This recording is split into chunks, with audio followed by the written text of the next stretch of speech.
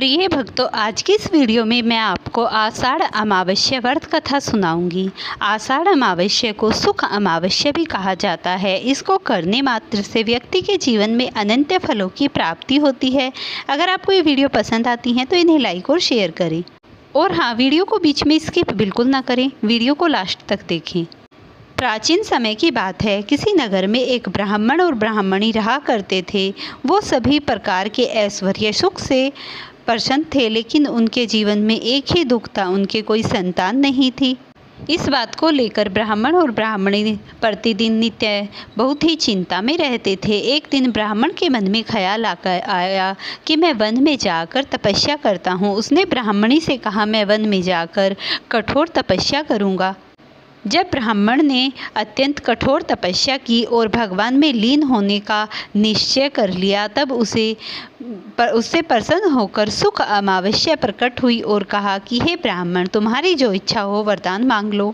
ब्राह्मण ने कहा, मैं अत्यंत दुखी था। संतान के वियोग में मैंने कठोर तपस्या की, लेकिन मेरी तपस्या का कोई भी प्रभाव नहीं हुआ। तब सुख अमावस्या बोली, तुम्हारे भाग्य में कोई भी संतान नहीं है, लेकिन मैं तुम्हारी तपस्या से प्रसन्न हूँ। मैं तुम्हें वरदान देती हूँ, तुम्हें 2 कन्या उत्पन्न होंगी, जिनका नाम तुम्हें रखना है। एक का नाम आप सुख अमावस्या रखना और दूसरी का नाम पूर्णिमा रखना। इस बात को लेकर ब्राह्मण बहुत ही प्रसन्न हुआ और फिर वहाँ से सुख अमावस्या अंतर्धान हो गई। और जैसे ही वह ब्राह्मण अपने घर आया तो उसने सारा हाल अपनी पत्नी को कह सुनाया। तो पत्नी के 10वें महीने में अति सुंदर कन्याओं को जन्म दिया।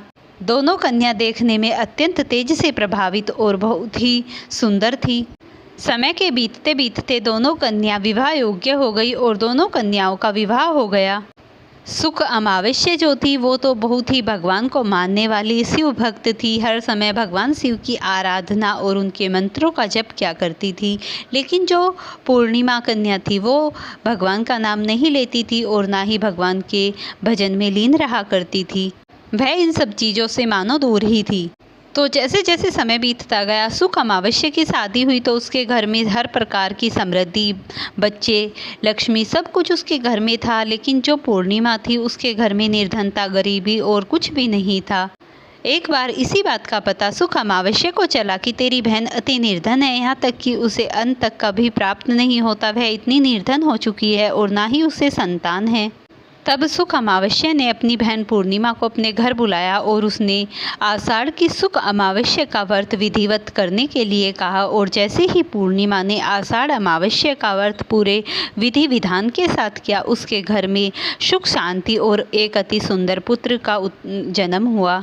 और इस तरीके से उसने भगवान में जैसे ही थोड़ी सी रुचि लगाई, उसके घर में समस्त सुख उत्पन्न हो गए। इस प्रकार जो कोई भगवान में रुचि रखता है, सुख अमावस्या की कृपा से उसके घर में समस्त भंडार भर जाते हैं, सभी मनोकामनाएं पूर्ण हो जाती हैं। अगर आपको ऐसी वीडियो पसंद आती हैं, इन्हें लाइक और शेयर तो करना ही, लेकिन चैनल पर नए हैं तो चैनल को ज़रूर सब्सक्राइब करना।